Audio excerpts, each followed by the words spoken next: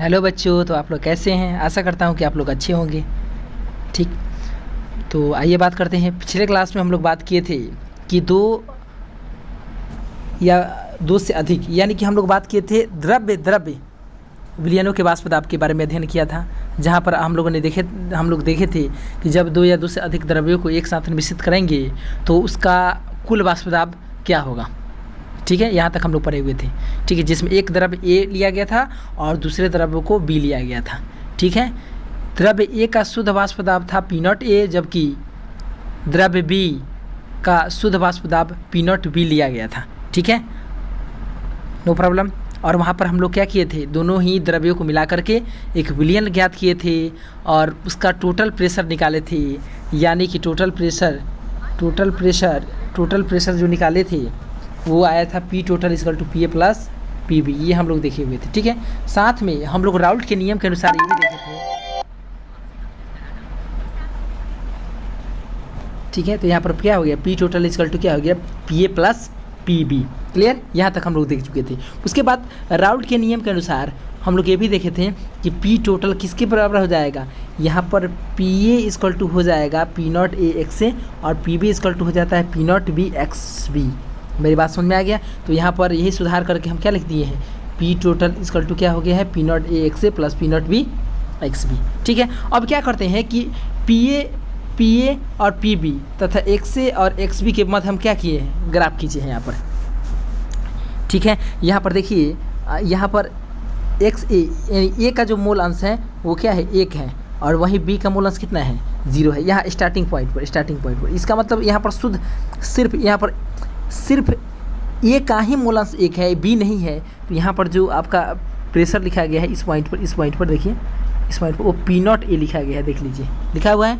और यहाँ पर सिर्फ बी है, इस पॉइंट पर सिर्फ बी है, इसलिए यहाँ पर क्या लिखा गया है, इसलिए यहाँ पर सिर्फ लिखा गया है पी नॉट बी। मेरी बात समझ में आ गया?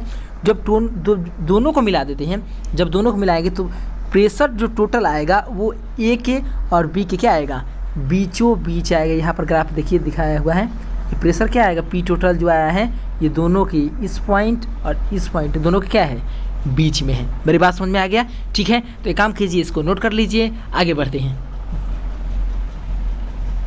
ठीक है, तो अभी तक हम लोग क्या निकाले, यहाँ से पी टोटल निकाल चुके हैं। ठीक है, पी टोटल निकाल चुके हैं और ये हमको पता है। अब बात करते हैं कि अगर ये लिक्विड ए और बी के मिलने से बना हुआ है, यहाँ पर दिखाई दे रहा है ए और बी के मिलने से बना हुआ है, तो यहाँ पर जो पी टोटल यहाँ पर जो लग रहा होगा वो ए के और बी के दोनों के गैसीय अणु, देखिए यहाँ पर रेड वाला जो है वो ए के अणु है और बी वाला जो है वो क्या है, जो यहाँ जो ब्लू कलर में जो डॉट दिया हुआ है यहाँ पर इस पोजीशन में, वो कौन सा है, बी के अणु है। ये गैसीय अवस्था में है, तो गैसीय के कण ही ना यहाँ पर प्रेशर टोटल लगाते होंगे।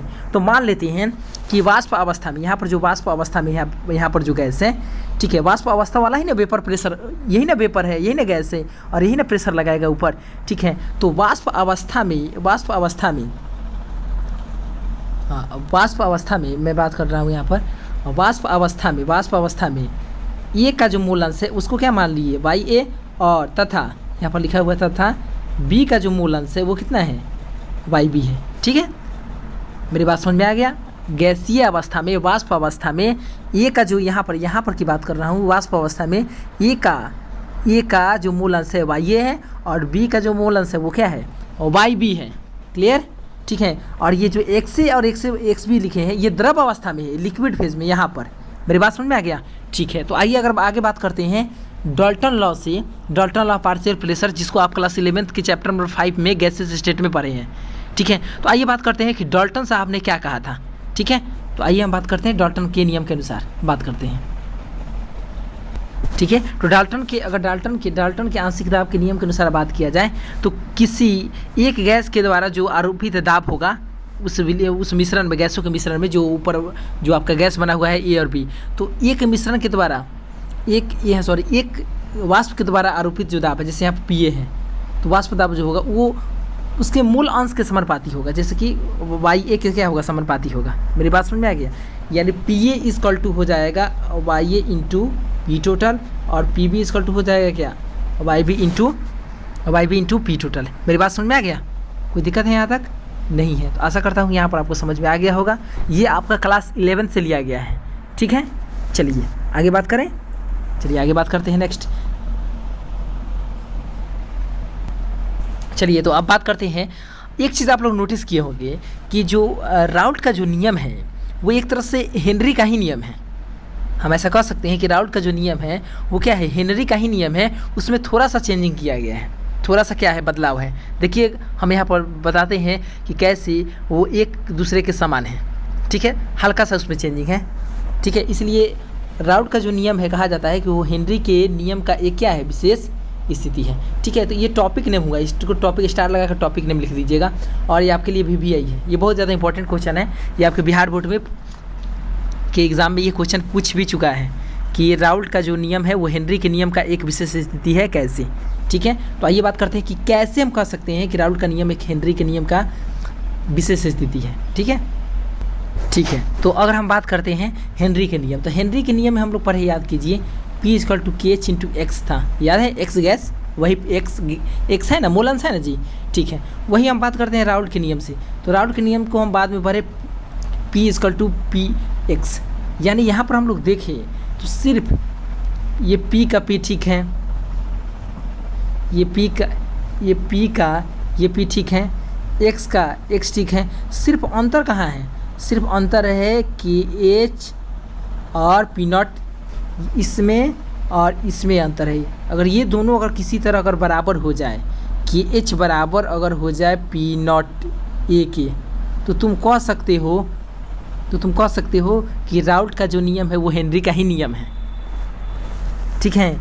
नहीं कह सकते हैं जी। अगर KH और यहाँ पर देखिए, रुकिए पेन कलर चेंज करते हैं, यहाँ पर देखिए KH, खाली KH और यहाँ P0 A है, अगर ये खाली चेंज कर जाए, अगर ये दोनों बराबर हो जाए, ये और ये KH और P0 A दोनों बराबर हो जाए, यहाँ पर जैसे लिखे हैं हम, अगर ये दोनों बराबर हो जाए तो हम कह सकते हैं कि राउल्ट का नियम एक हेनरी का नियम का क्या है, एक विशेष स्थिति है। मेरी बात समझ में आ गया, ठीक है। तो काम कीजिए, इसको नोट कीजिए जल्दी।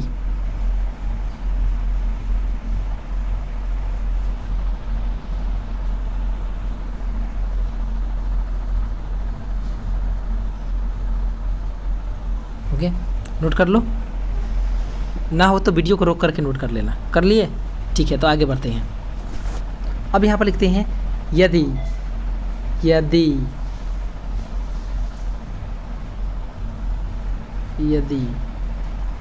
कि H बराबर हो जाए P0 A के, तो हम कह सकते हैं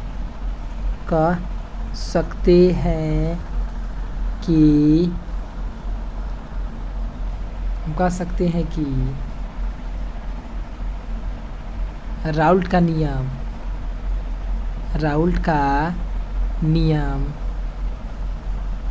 हेनरी के नियम की एक विशेष स्थिति है, ठीक है। अपने खुद से लिख लीजिएगा। अगर KH बराबर क्या हो जाए P0 A, तो हम कह सकते हैं कि राउल्ट का नियम क्या है, हेनरी के नियम का एक विशेष स्थिति है। मेरी बात समझ में आ गया, ठीक है। तो आगे बढ़ें।